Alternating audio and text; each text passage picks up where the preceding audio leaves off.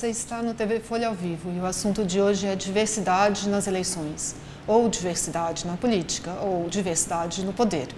Para conversar sobre isso, a gente está aqui com a professora Lígia Sica, que é coordenadora do Grupo de Pesquisa de Direito, Identidade e Gênero da Fundação Getúlio Vargas, FGV, da Escola de Direito da FGV.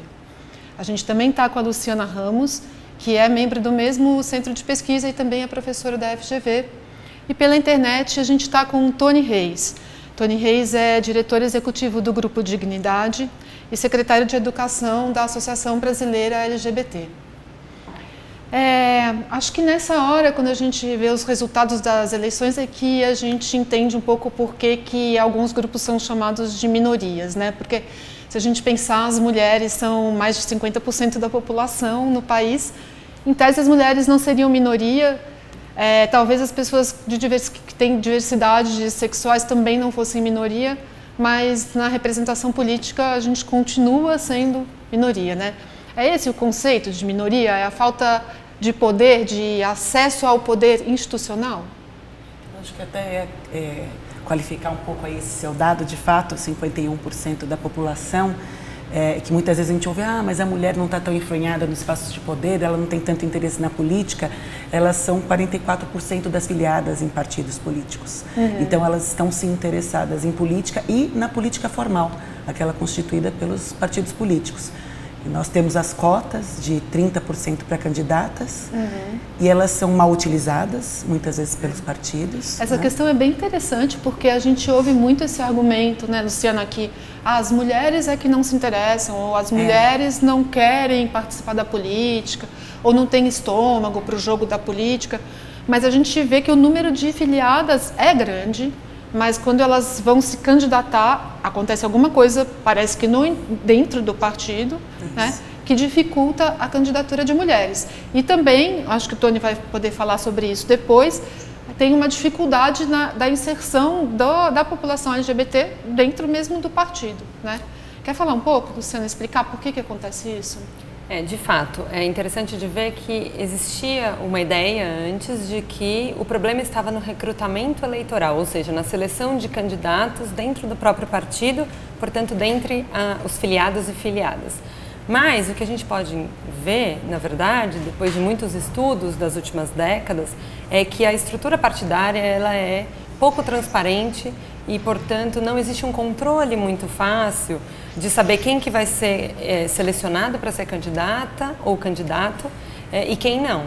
E isso é um problema. Como os partidos escolhem o candidato? Quem escolhe, na verdade, são as lideranças partidárias. E quem são essas lideranças partidárias, né? Em geral, são homens brancos, heterossexuais que, de forma geral, vão indicar aqueles seus pares, são pessoas parecidas com você. Então, dificilmente vai indicar uma pessoa que tem uma visão de mundo completamente distinta, o que seria o caso, por exemplo, de mulheres, ou de homossexuais, ou né, do grupo LGBT. Então, isso é um pouco complicado. Então, essa falta de transparência dentro dos partidos políticos é um grande entrave à participação da mulher na política.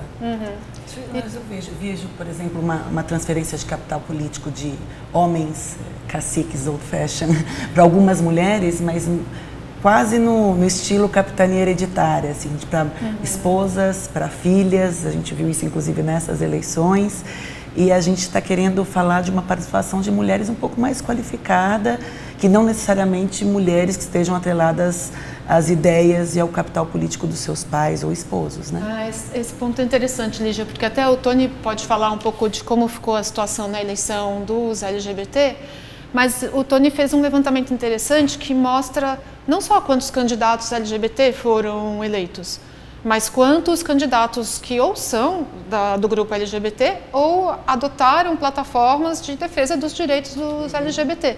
E é uma questão, não adianta eleger uma mulher, ou talvez não precise eleger uma mulher, sexo, gênero, mulher, mas pessoas que estejam comprometidas com aumentar as oportunidades para todo mundo, né?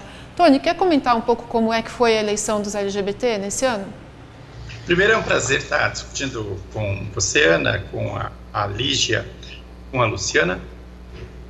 Dizer que nós estamos fazendo a luta nossa LGBT, é uma luta que, diferentemente das mulheres, nós não temos cotas nos partidos, a questão da homossexualidade ainda tem muito estigma, muita discriminação e muita violência, mas a gente está conseguindo se superar. Em 96, quando nós começamos a fazer esse levantamento, nós tínhamos apenas 10 candidatas, pessoas LGBT assumidamente.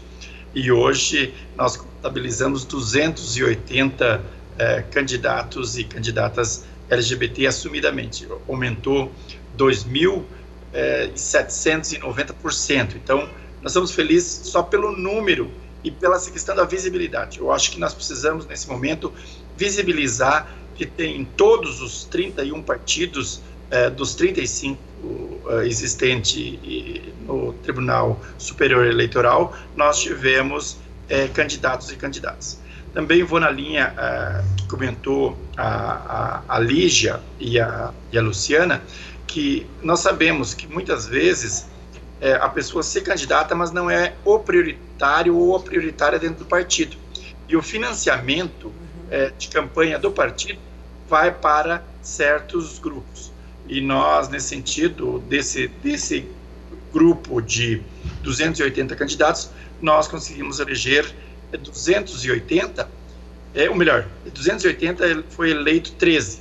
Mas, inclusive, desses 13, tem algumas pessoas que não fazem parte diretamente do movimento LGBT. Se elegeram por outras questões que não a pauta dos direitos humanos da comunidade LGBT. Nessa questão do financiamento que você comentou, né?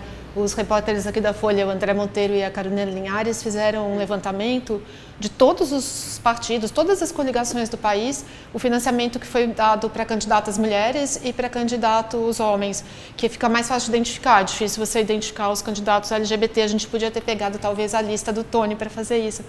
Mas o financiamento, na média, que vai para os homens é 30% superior ao financiamento que vai para cada candidata mulher, para a vereadora, né? Então, isso mostra já uma diferença de recursos que você dá para a candidatura da mulher, né? E, Lígia, você estava comentando essa questão das mulheres que estão ali só, que recebem esse incentivo só porque são... Mas obviamente não estou querendo generalizar. Há mulheres que são filhas ou esposas e que têm boas pautas e boas ideias e trazem, mas há muitas outras que não. Então é isso que a gente tem que observar de perto. Eu acho como é que a gente faz para eleger pessoas que defendam mais a causa e não só sejam daquele sexo ou daquele grupo? Eu vou dizer, quando a gente olha de perto, né, eu acho que talvez a gente esteja passando por essa questão, nós os brasileiros, né, de um pouco de descrédito perante os políticos, e eu espero que isso não afaste a população da política, né, de tal forma que um terço não vá nem votar ou anule seu voto, mas que, pelo contrário, olhe mais de perto. Então, vamos supor o financiamento. A gente estava olhando aqui São Paulo, 46 mulheres apresentaram na semana da eleição que tinham 0 financiamento.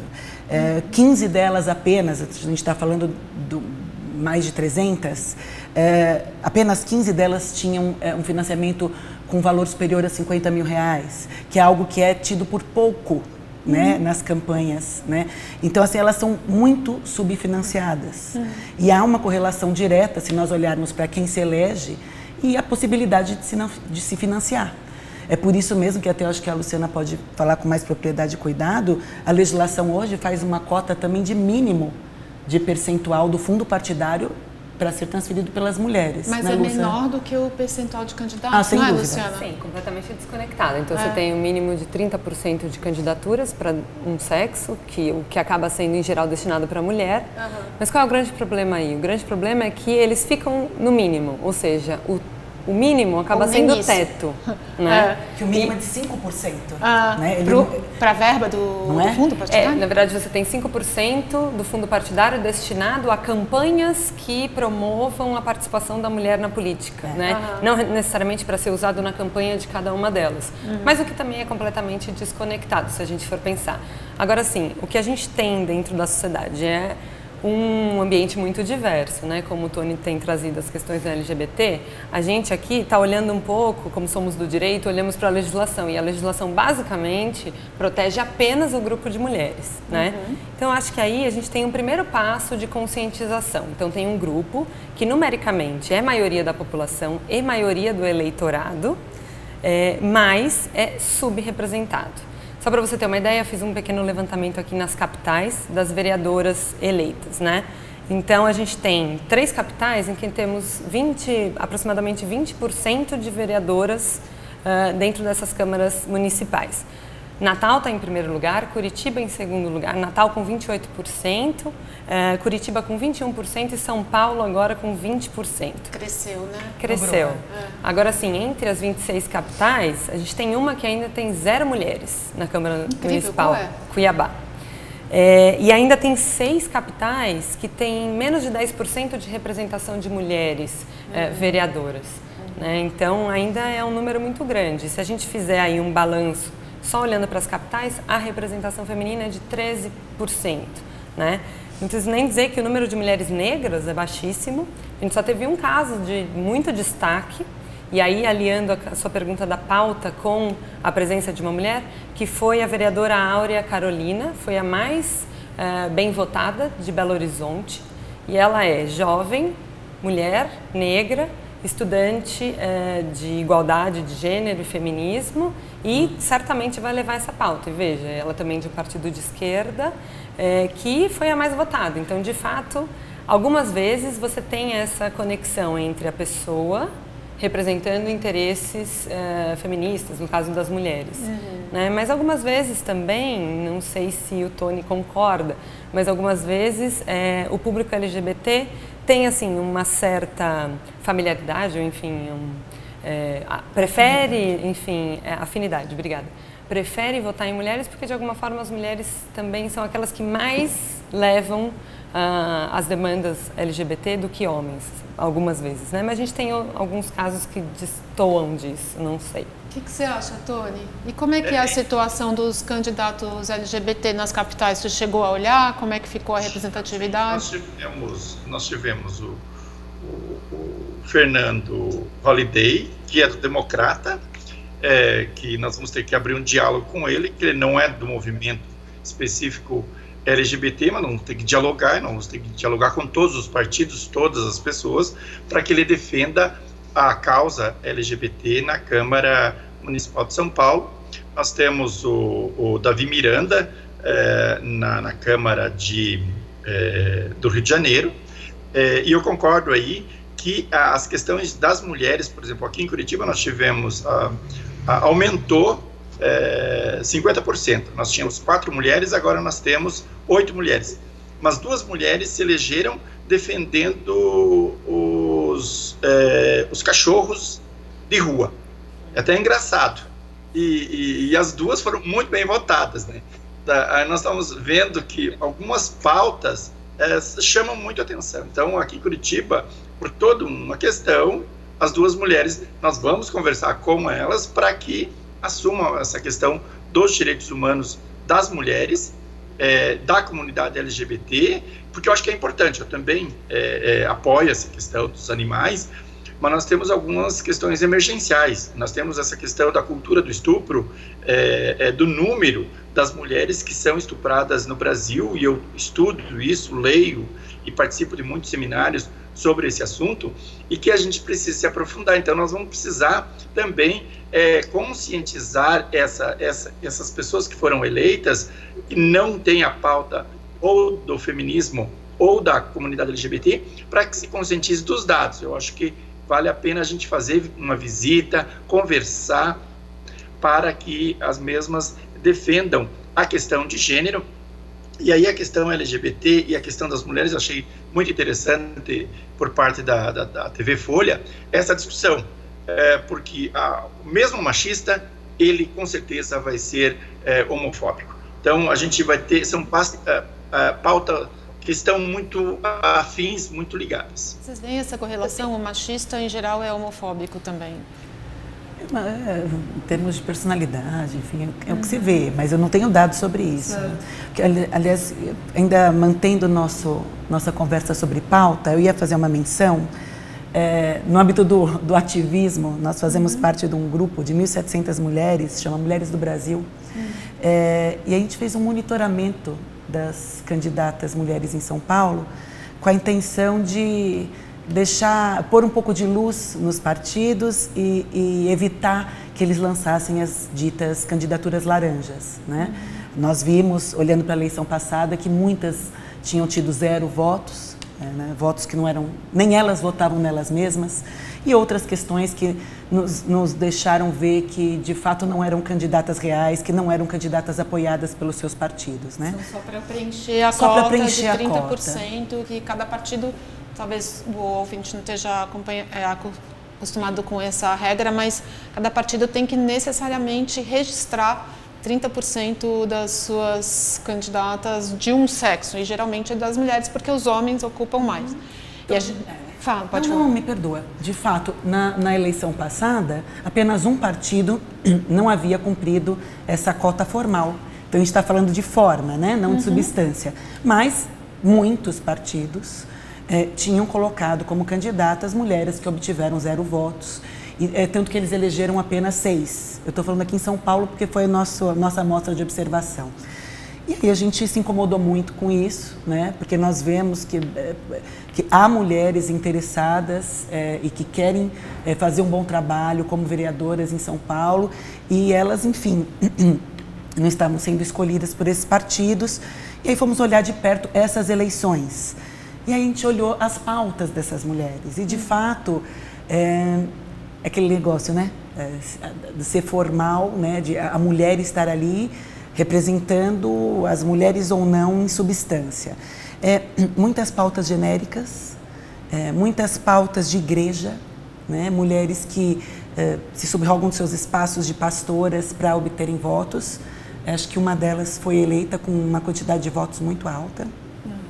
Então, e algumas poucas dizendo de direitos especiais, então falando da proteção da mulher como mulher, então, por exemplo, melhorar o nível e o acesso às creches para que as mulheres possam trabalhar, mas poucas falando de uma pauta feminista, né, que a gente qualifica um pouco né, doutrinariamente, em termos ideológicos, de forma mais forte. O que você qualifica como feminista? Quando você diz a candidata tem uma pauta feminista, ela está defendendo o quê? Não, em verdade, eu acho que assim, a mulher que defende o espaço da mulher na sociedade e a igualdade entre os gêneros, igualdade de tratamento, ela é feminista, né? O que a gente vê é que, não no âmbito das vereadoras, mas do Parlamento e do Senado, a bancada feminista defende outras questões. Nós vemos hoje em dia a questão do Zika vírus e do aborto. As mulheres estão lutando para que as mulheres, principalmente nordestinas, que estão grávidas, possam realizar esse aborto, como, por exemplo, é feito quando a pessoa é estuprada, né? Então, assim, essas pautas feministas mais hardcore, elas são defendidas mais no espaço do parlamento outro, né, de Congresso e Senado, por uma questão de competência legislativa. Claro. Né? Então, no ambiente das vereadoras, de fato, o vereador não tem, né, como Exato. opinar sobre isso, não faz sentido. Mas no campo das vereadoras, eu acho que no aspecto municipal é interessante notar que, por exemplo, a questão do transporte é uma coisa importante, e que a mulher tem uma voz relevante nesse sentido, do tipo, muita gente diz, como é que eu vou definir a política pública de transporte no meu município? Em geral, tinha quase uma piada que o homem precisa ir da casa para o trabalho. A mulher não, a mulher precisa parar na escola do filho, no mercado, antes de ir para o trabalho. E isso, querendo ou não, muda o desenho de uma política pública. Sim. Daí a tamanha relevância de você ter pessoas com diferentes perspectivas. E aí não só mulheres, eu acho que mulheres negras, mulheres indígenas, especialmente LGBT, que têm outras pautas, outras demandas que passam ao largo dessas discussões, infelizmente. Né? Então, eu acho que quando você pergunta o que é representação, será que a gente precisa necessariamente do grupo minoritário lá? Ou o que importa é ter realmente a pauta, independentemente de quem esteja defendendo.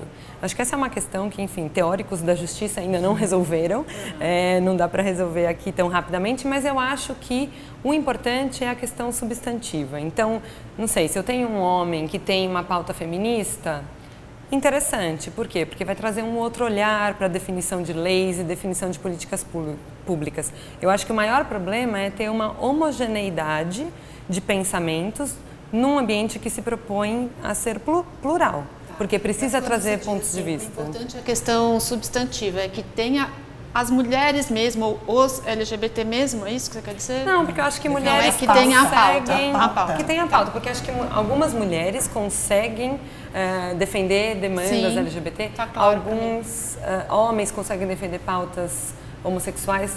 Enfim, acho que a gente precisa ter um olhar mais detido. Entendi. Mas eu acho que, como a gente está tão atrasado em termos de números e quantidade, a gente ainda fala muito nisso. Mas eu acho que esse é um primeiro passo.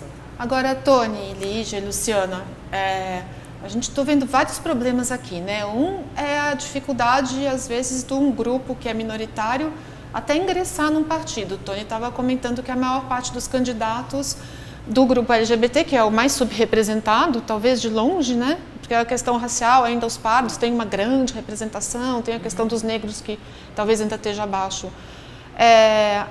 Estão em partidos ditos de esquerda, quer dizer, existe alguma dificuldade de alguns tipos de candidatos até ingressarem no partido. Ingressando no partido, eles têm dificuldade de serem escolhidos candidatos. Sendo escolhidos candidatos, eles têm pouco apoio, poucos recursos para fazer a campanha. Tendo recurso, nem sempre eles assumem uma pauta que defende os interesses daquela minoria.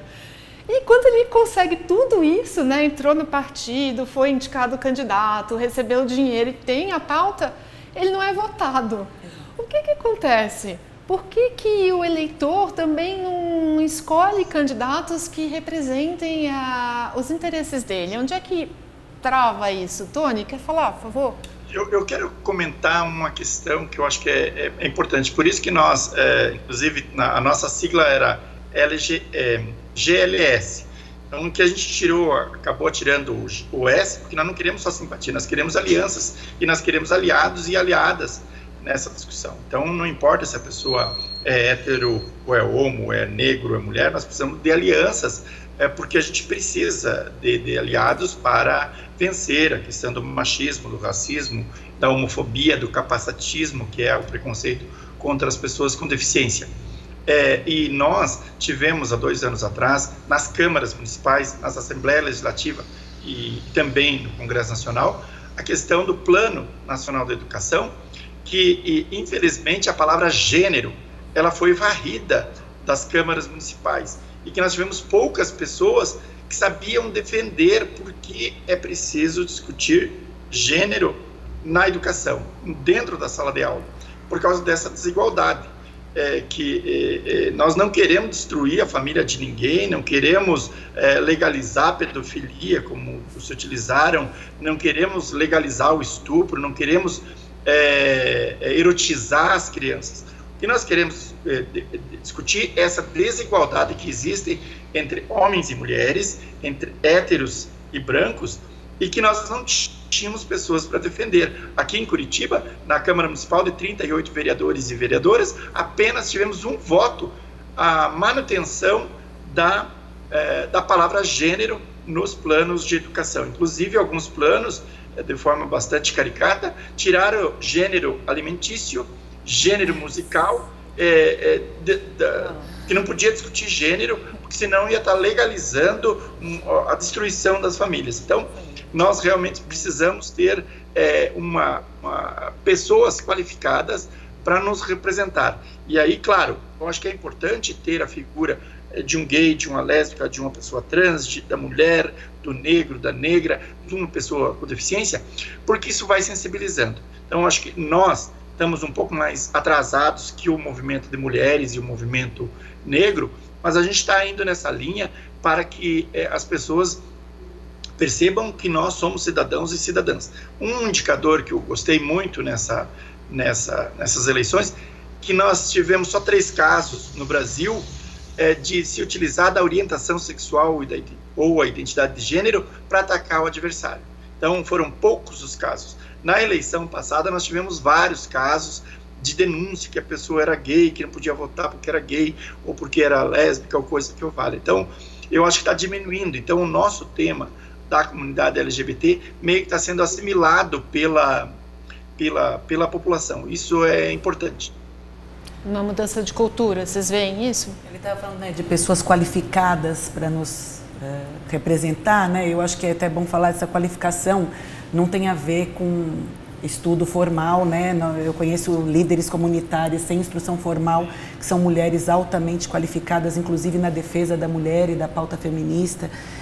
O que eu vejo é uma falta de qualificação no sentido de enxergar esse parlamento conservador e ignorante na perspectiva de gênero para a construção das nossas políticas, né? Que é muito do que a Luciana estava falando, de você entender quais são as especificidades daquele grupo, né? Que você precisa incluir essas necessidades na sua política. É uma amarra ideológica, algo que não tem nada de ideológico, né? Que tem é muito de método, de perspectiva, de construção de políticas, simplesmente inteligente, porque é representativo de todos nós. Sim. Então, eu não sei nem como né, se constrói tão bem esse discurso ideológico e religioso em torno de algo que não tem nada de ideológico ou religioso, né? A religião pode ser um dos motivos pelos quais as mulheres não votam em mulheres feministas, ou que outros motivos poderia haver para as próprias mulheres não escolherem candidatos que as representam, ou pessoas do grupo LGBT não escolherem candidatos que adotam a plataforma LGBT? Quando eu ouvi essas candidatas específicas que eram representantes da igreja evangélica, sem nenhum demérito à igreja evangélica, estou falando da observação dessas candidatas, elas de fato falam muito de que algumas pautas são uma afronta à família tradicional, elas não concebem o conceito de família que nós temos hoje em dia no Brasil e se incomodam de fato, né, com a orientação afetiva das pessoas, se incomodam com certas escolhas ou com algumas pautas, né? A pauta aquela que eu mencionei até do aborto é óbvio, é o limite disso, né? Mas principalmente com a orientação afetiva das pessoas e invocam preceitos pouco cristãos ali no momento, mas sob o manto de que elas estariam então defendendo Deus e a palavra de Deus, tá? Nesse ponto que o Tony mencionou, né, de ter tido poucos ataques que visassem a questão de gênero durante a eleição, acho que a legislação também ajuda, né? Isso, quando você começa a criar legislações que chamam a atenção por fato de que você não pode fazer isso, senão você vai ser denunciado e punido, e processado e punido, acaba também mudando, eu acho, a atuação das pessoas, né? Talvez não necessariamente a forma como elas enxergam o outro, mas pelo menos a forma como elas agem numa situação como essa. Vou te dar a palavra, deixa eu só fazer uma menção ao que a Anistela está falando, mas eu achei que pouco se debateu sobre o assunto. Um dos candidatos a prefeito mencionou que a atual Secretaria de Atuação das Mulheres, ou Defesa das Mulheres, me perdoa, que está sob a egídia da Denise Dal, eu não sei o nome específico da secretaria, sei, mas me fugiu, ele iria extingui-la porque ela não teria o porquê de estar ali, né? E de que algumas políticas que olham para outras interseccionalidades, como dos negros, não seriam necessárias, porque na medida em que ele pensasse políticas, ele traria as interseccionalidades para o meio de todas elas. Então, não se preocupe, todo mundo é igual, eu vou olhar para todo mundo na hora. E a gente sabe que não é assim que se constrói política, né? Que há algumas vulnerabilidades específicas na sociedade que precisam ser observadas dentro do seu contexto e trabalhadas dessa forma. E ele vem, eu acho que foi o Dória, e dizia que iria extinguir essa secretaria. E ninguém falou nada. Nem as mulheres, né? O movimento de mulheres do qual a gente faz parte ali, a gente debateu e tentou trazer isso a público, mas assim, não foi pauta. Nem da mídia, nem dos... Não chegou a fazer muito barulho, porque ele se retratou logo depois também, né? Sim, eu acho que nesse sentido é o papel nosso, enquanto movimento organizado, tanto LGBT, de mulheres, e também eu acho que a academia fazendo esse trabalho, levando dados. Eu acho que é muito importante. Por exemplo, com as mulheres, eu sei porque eu estou acabando de escrever um artigo sobre essa interseccionalidade que a professora estava comentando, entre a questão das mulheres. 4.762 mulheres assassinadas, 50% são assassinadas nos seus lares, ou seja, em casa. Nós precisamos tratar desse assunto dentro da sala de aula, desde a educação infantil até a pós-graduação.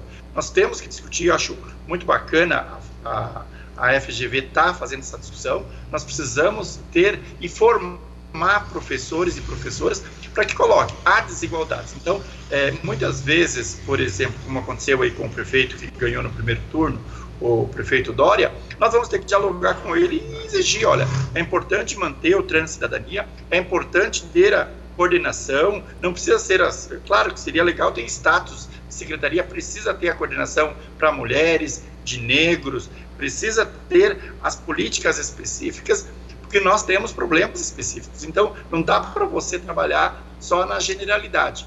Então, eu acho que isso vai ser um papel do movimento organizado, de estar, eu aqui em Curitiba, nós estamos com 2 candidatos, tanto o Rafael Greco como o Ney Leprevot. No primeiro dia que soubermos quem vai ser o vitorioso, já estamos conversando antes, para eles assinar um termo de compromisso.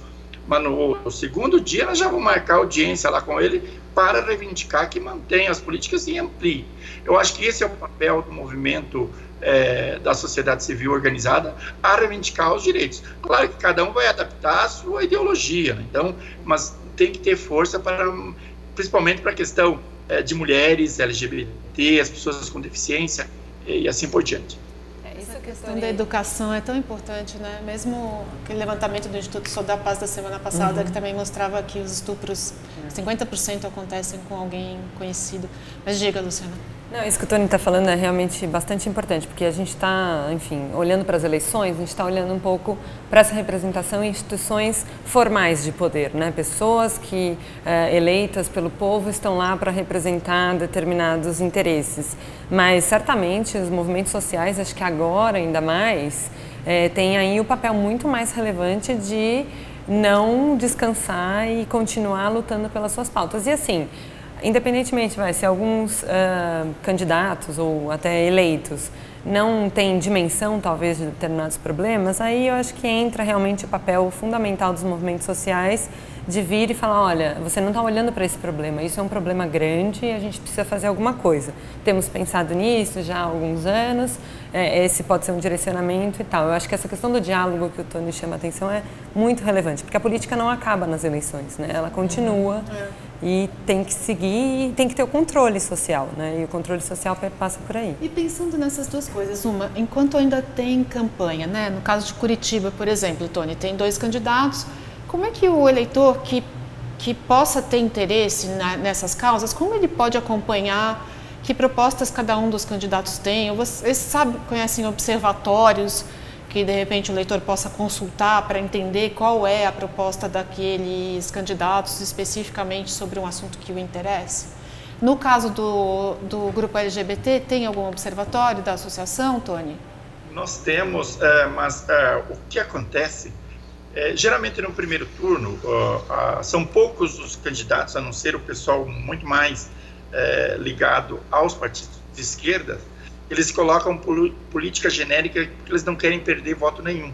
Porque, por exemplo, se colocar, por exemplo, uma pauta feminista, como a questão do aborto, a questão que não é uma pauta do prefeito, não é uma pauta do vereador, essa é uma pauta para o Congresso Nacional, mas eles procuram evitar pontos polêmicos. Então, eu já tive contato por telefone com alguns candidatos e aqui eles falam assim, Tony, nós vamos fazer, mas a gente não quer colocar porque nós não queremos perder os votos da comunidade mais conservadora, ligada às religiões fundamentalistas. Então, nós também vamos ter essa habilidade de ouvir e de perceber esses discursos que estão colocados.